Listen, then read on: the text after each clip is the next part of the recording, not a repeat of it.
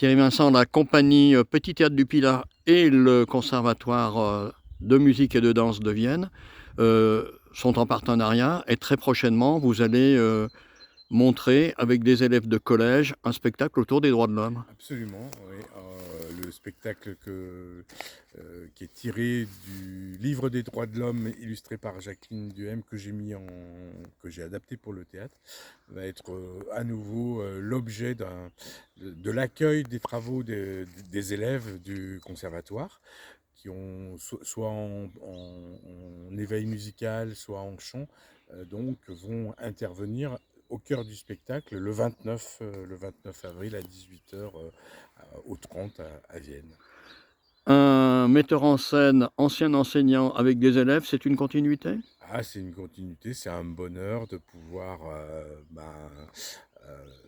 mettre en projet des élèves, de s'appuyer sur les travaux qui sont conduits par les enseignantes, en l'occurrence Anaïs Point et Emmanuel Duvillard, et de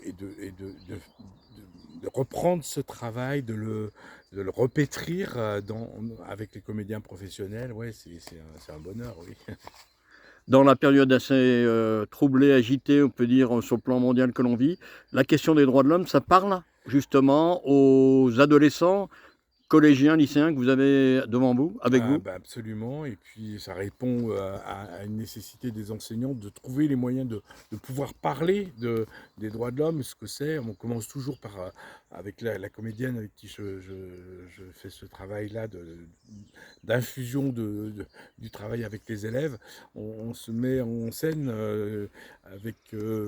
sur une voie imaginaire, et on est face à face, on veut chacun passer, et on explique aux gamins que si on n'établit pas des règles, et ben, les deux personnes ne peuvent pas avancer si il n'y en a pas une qui décide d'attendre son tour ou de laisser passer, etc. Enfin voilà, les droits de l'homme, c'est pas une loi, mais c'est le bon sens, et c'est trouver des règles de vie ensemble. Et c'est vrai que dans la période un peu troublée, même carrément beaucoup troublée, les enfants sont sensibles à cette espèce d'évidence que sont les droits de l'homme, qu'il faut avoir un minimum de règles pour pouvoir vivre tout simplement. Soit d'abord, pour pouvoir faire en sorte que je puisse vivre librement, il faut aussi que j'accepte de faire de la place à l'autre. Voilà, et c'est...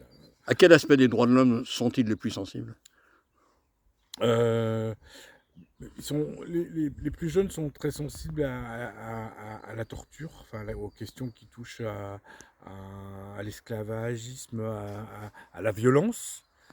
Ouais, ça les interroge beaucoup.